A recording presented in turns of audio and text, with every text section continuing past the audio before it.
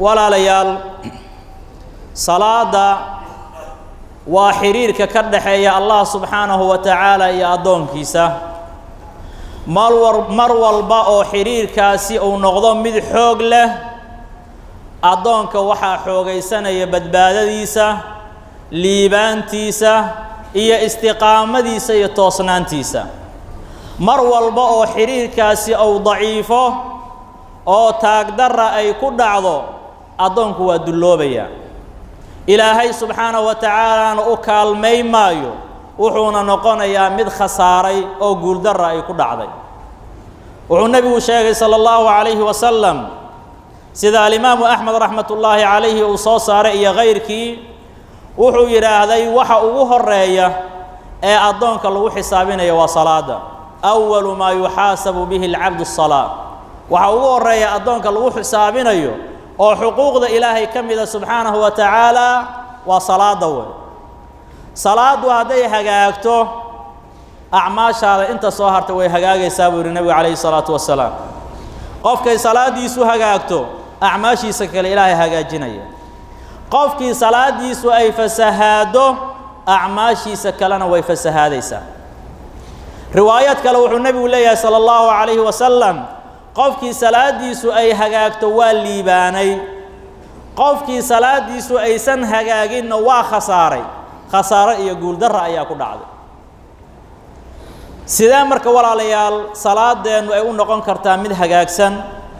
مد وافقسن طريق النبي صلى الله عليه وسلم ويكون نقون كرتا إنان أتوكنو سيدا النبي أنه أتوكنجري صلى الله عليه وسلم رسولك عليه الصلاة والسلام أرنك وانا أمري وحيري صلوا كما رأيتموني أصلي أتوكذا سيدا أركتين أني وأتوكني إيقظ إذا كيفية إيا قابك صلاة اللو تكنيو وحو النبي أركي صلى الله عليه وسلم قار بدن وصحابة ديسا كمدا أو كسو داها يا صلاة دي سودي بدعي مركاسو يتقدموا ورصوهر مرة فأتموا بي أنيقا إيقود ضيدا إيقا في رصادة سيدان أتو كنايو وليأتم بكم من بعدكم أذنكم ها إذن كود ضيدان ضدك إذن كدن بأيه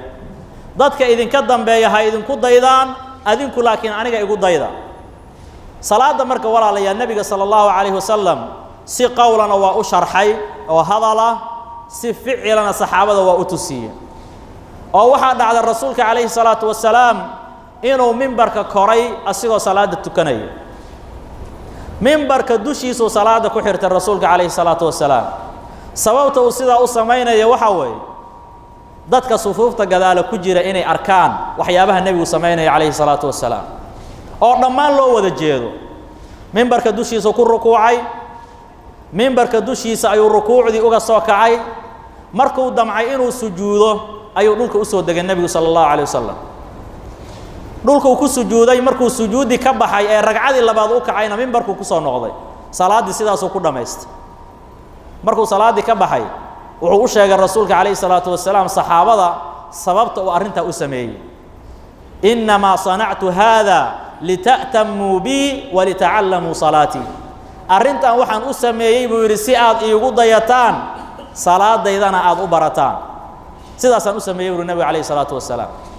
سيدا درت الصحابة رضي الله عنهم أيقونا سيدي بينو وصو نقليين سيدي بينو وصو قوريين هذا الأهان وي شرحين هذا الذي النبي يقول صلى الله عليه وسلم صلاة وكشاقي سفعلنا وي أسميين أبو هريرة رضي الله عنه ضدك بودجي أصيغ رب صلاة النبي إنه برو وعير إني لأشبهكم صلاة برسول الله صلى الله عليه وسلم وعن أهيب ورنينك إذن كوش به دبضا صلاة الرسول عليه الصلاة والسلام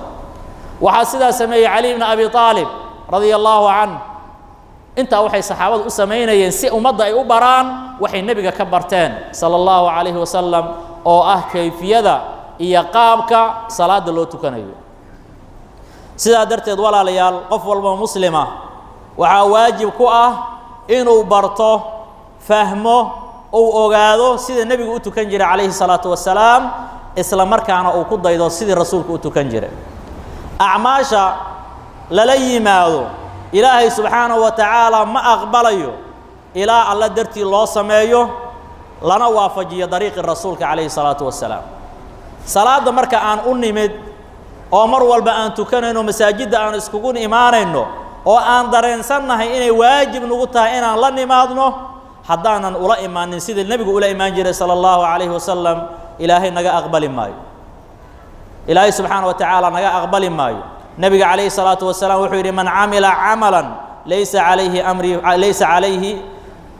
man camila camalan laysa calayhi amruna fahuwa raddun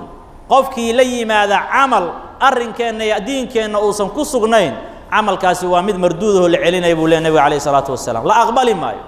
ilaahay subxaana wa tacaala naga aqbali maayo sidaa darteed aan baranno sida nebigu u tukan jiray sala allahu calayhi wasalam aan iska ilaalinno akhdaada iyo qaladaadka ay ku dhacaan dad badan oo ka mida dadka tukada waxaa jira walaalayaal akhtaa fara badan oo ka dhacda dadka tukanaya qaar ka mid a akhtaadaasi waxaa ka mid ah in imaamka laga hormaro dadka qaar markay maqlaan imaamku allahu akbar afkiisa markay soo dhaafto qaaraa sii hoobanaya sujuudi oo uga horeeya imaamkii sujuudda markuu soo kacaya qaaraa fadhiga uga horeynaya arrintaasina waa arrin aad iyo aad khatar u ah nebiguna waa ka digay sala allahu calayhi wasalam wuxuu rasuulku yidhi calayhi salaatu wasalaam amaa yakhsha aladii yarfacu ra'sahu qabla alimaam an yuxawila allahu ra'sahu ra'sa ximaar aw suuratahu suurata ximaar ma uusan ka baqayn ninka madaxiisa kor u soo qaadaya imaamka ka hor inuu ilaahay madaxiisa ka dhiga madax dameer ama allah subxaanahu wa tacaala uu bedelo suuraddiisa suurad dameer uu bedelo waa waciid aad iyo aad u daran macnaha xadiidka waxa weeye suuraddaada ilaahay masakhaya subxaanahu wa tacaala waa waciid daran wey waxay culummadu isku khilaafeen markay xadiidkan sharaxayaan arrintaani ma mid xaqiiqaba mase waxaa loola jeedaa un cuquuba qofkaani ku dhacaysaa laga wadaa ma xaqiiqa ama waxaa lagu ximbaarayaa in qofkaani madaxiisii madax dameer noqonayo alxaafid ibnu xajar raxmat ullaahi calayh wuxuu sheegay ama uu rajaxay arrintan xadiidka ku soo aroortay inay tahay xadiidka daahirkii waxaana la arkay buu yidhi nin muxadis ahaa oo cilmulxadiidka ku xeel dheeraa oo xadiidkan hadda ka hor soo maray markaasuu ku camal fali waayey ninkii madaxiisi wuxuu allah u bedelay buu yidhi madax dameer ardadiisa nin ka mid ah ayaa ka sheekeeyey buu yidhi wuxuu yidhi marka sheikha muxadidka markuu dadka xadiidka u sheegayo khalfa alxijaab uga sheegaa waa iska asturaa dadka waa iska qariyaa ardayga u imaanaya waxaa shardiga inuusan wejigiisa arag marada gadaasheeda ayay axaadiidta uga dhagaysanayaan ardadii maalin maalmaha ka mid ah oo ardaygaa keliya uu la joogo ayuu wuxuu iska fayday baa la yidhi maradii ardaygu wuxuu arkay qof bil'aadama laakiin madaxiisu madax dameeriya wuu ku naxay markaasuu yidhi wiilkeygiiyo waxba ha nixin xadiidkan hadda aan kuu sheegayo waa xadiidka hadda aan akhrinay ayuu akhrinayay markaa wuxuu yidhi xadiidkan hadda aan kuu sheegayo ayaa isoo maray buu yidhi markaasaan anigoo aqaano khilaafay markaa ilaahay wuxuu madaxayga u bedelay buu yidhi sidaad arkayso madaxaygu madax dameeruu ilaahay ka dhigay subxaana wa tacaala waxaan kaaga digayaa buu yidhi waxa igu dhacay oo kale inay kugu dhacaan adigana oo xadiidkaa ku camal fal iska ilaali wuxuu nebigu ka digay sala allahu calayhi wasalam qisadaasi waxaa sheegay alxaafid ibnu xajar calayhi raxmat ullah hadda ilaahay subxaana wa tacaala waa mid wax walba awooda awaamirtiisa haddaad ka hor timaadana wuxuu doonou ilaahay kaa dhigaya subxaana wa tacaala arrin lala yaabo ama gariiba ma aha shaykhulislaam ibnu taymiya raximahullah wuxuu leeyahay imaamka in laga hormaro waa xaaraam culimmaduna way isku waafaqsan yihiin imaamka hortii in la soo kaco oo sujuudda laga soo kaco ama hortii la rukuuco ama hortii la sujuudo kulligood wuxuu yidhahda waa xaaraam culamaa'u lmuslimiinna arrintaa inay xaaraam tahay way isku waafaqsan yihiin asxaabu nabiyi sala allahu calayhi wasalam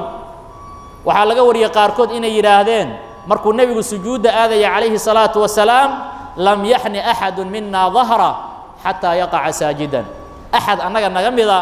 dhabarkiisa ma soo leexi jirin ilaa nebigu wejiga dhulka dhiga calayhi salaatu wasalaam markuu rasuulka waa imaamkii markuu sujuudda aado waa taagnaan jirnay buu ilaa nebigu calayhi salaatu wasalaam uu ka sujuudo uma naqacu sujuudan bacdah markaa kadibaan annaguna sujuudi jirnay sidaasaa loo baahan yaha walaalayaal in imaamka looga dambeeyo imaamka waxa loo sameeyey waa in lagu daydo haddaad ka hor marayso kudayashadii macnaheedu meesha waa ka baxday maxaa marka keenay inaad tiraahdo imaamaan ku gadaal tukanaya adigoo hor ordaaya ama imaamkii hor socda waxay kaloo yiraahdeen culimadu waxa aqli xumo ah dadka qaar markay imaamka ka hor marayaan waxa ku jira degdega ku jira wuxuu isleeyahay dhaqsi salaadaha laga baxo laakiin isma weydiinayo si kasto u degdego ma imaamka hortiibuu salaamo noqsan karaa wuxuu ku qasban yahay inuu sugo ilaa imaamka uu ka salaamo noqsanayo soo ugu hor ordaayo ayuu tahiyaadka la fariisanaya tashahudkii buu la fariisanaya markaas wuxuu sugayaa inuu salaamo noqsado maanta oo dhan waxa u soo ordays waa min ash-shaytaan marka si kasto degdeg kugu jiro waa inaad imaamka ka dambayso way taa waa mid labaad ama khata ama qaladka labaad waxa way salaada markii la soo aadayo dadka qaar wuxuu maqlayaa mesela imaamkii oo rukuucaya ama qiraa'adii buu dhow isleeyaa suuradii buu dhameyn rabaa rukuucdii baa soo dhow ka gaar waa soo cararaya ama aad buu u soo socodboobsiinaya asigoo neeftuurayo salaada imaanaya arintaasina nabigu waa ka digay sallallahu alayhi wasallam xadiisu abi qataada wuxuu yiri annagu nabiga la tukanayna sallallahu alayhi wasallam ayuu nabigu wuxuu maqla shanqar yani rag ordaaya shanqartoodii buu maqlay markuu salaadii ka baxay ayuu yiri maxaa idin ku dhacay waxay yiraahdeen istaajalna ila salaah rasuulka ilaahi oo salaadan u soo degdegay nabi yiraahday wuxuu nabigu yiri calayhi salaatu wasalaam la tafcalu arintaha samaynina إذا أتيتم الصلاة فعليكم بالسكينة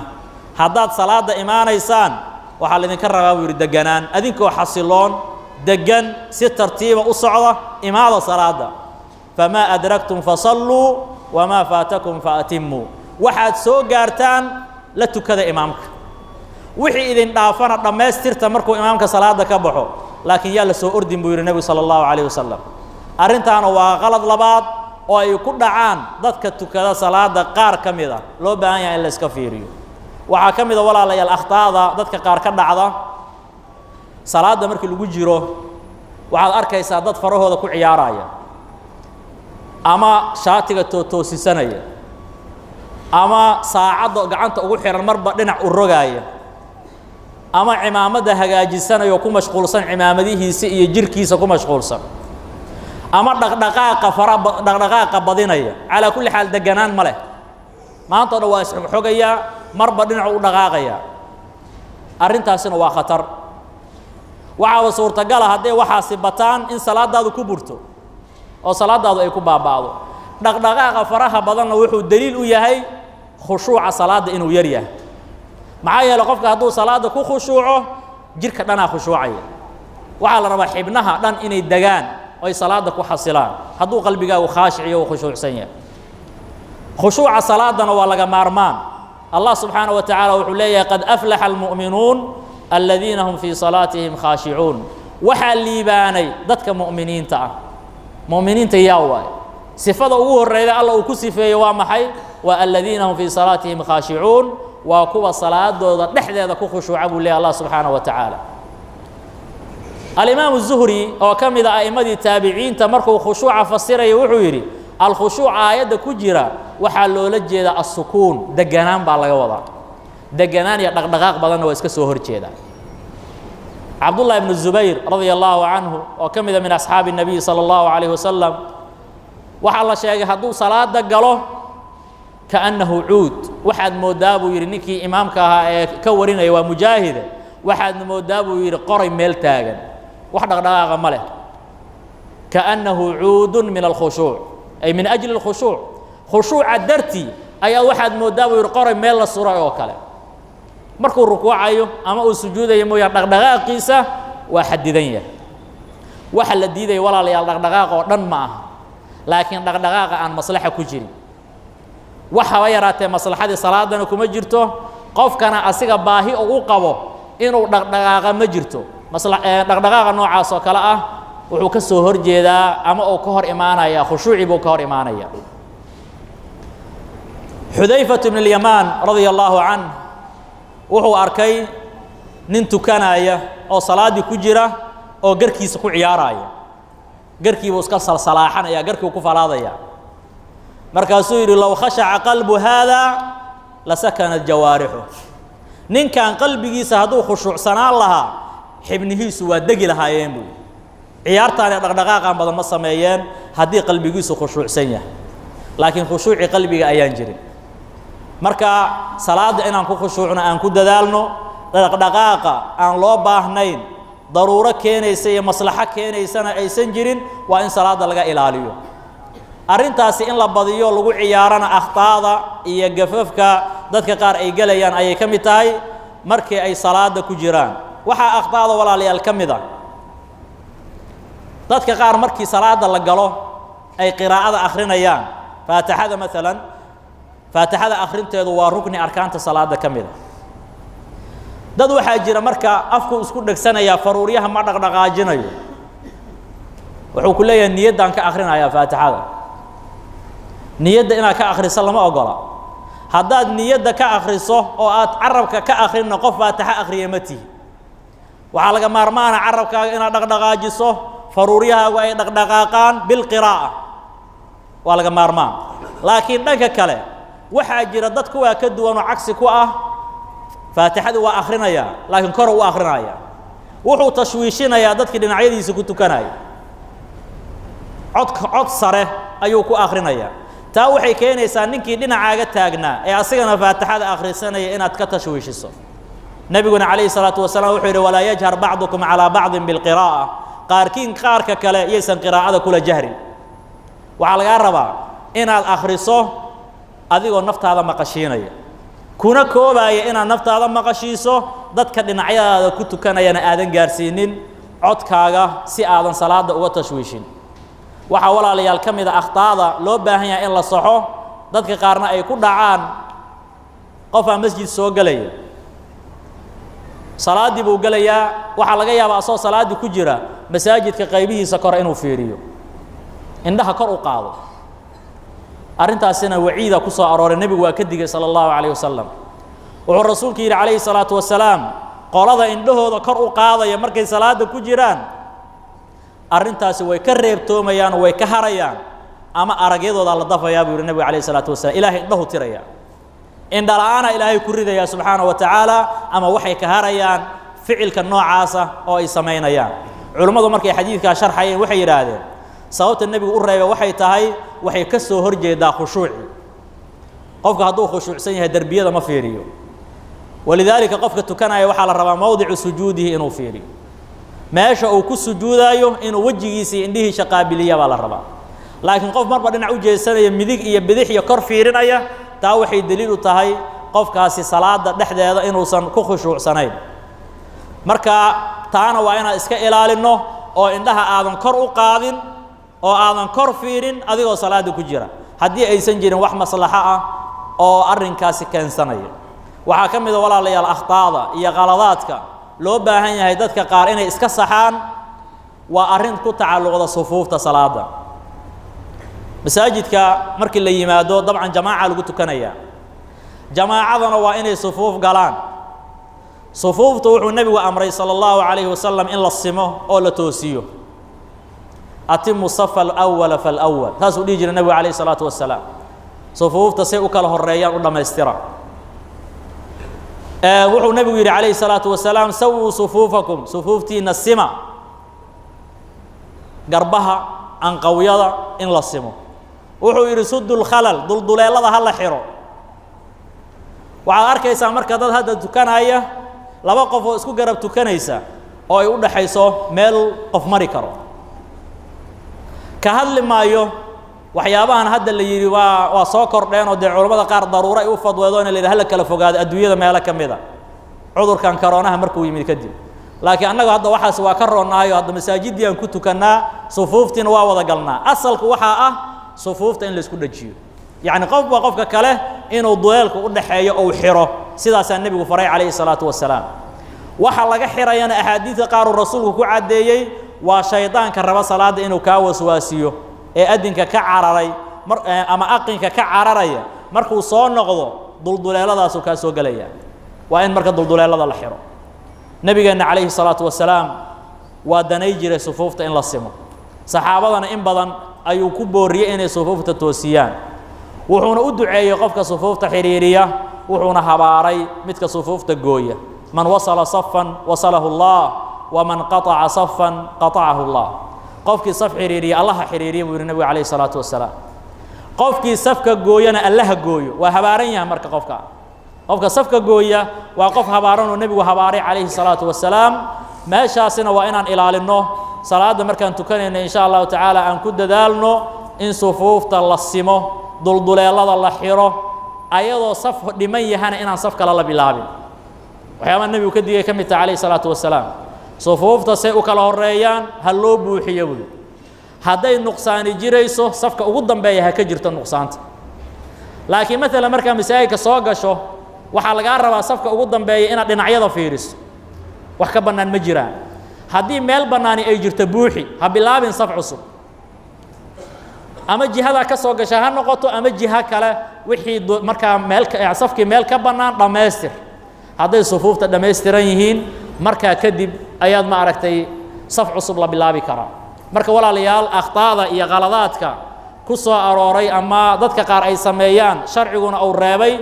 آدي أبدينهين لكن وحن أنت عقب تلقى لنا إسحاسوسينه أما أن يسكب براروجينه أخطاء يا غلطات كقار كمذا أو ضدك صلاة تكنا يكون عن إني كدكتون هذان سي صلاة إنه نقطمد وافقسن صلاة النبي صلى الله عليه وسلم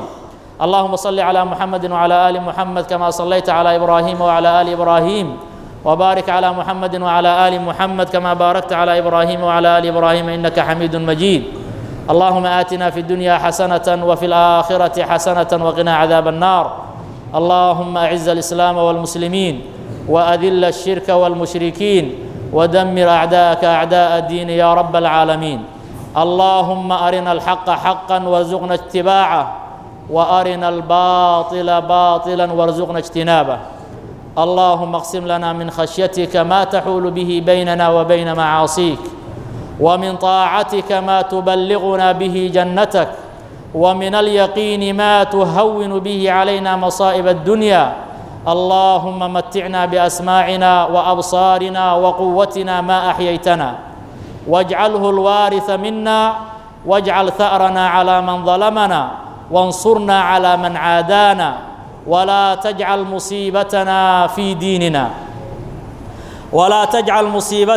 ديننا ولا تجعل الدنيا أكبر همنا ولا مبلغ علمنا ولا تسلط علينا بذنوبنا من لا يخافك فينا ولا يرحمنا وصلى الله على نبينا محمد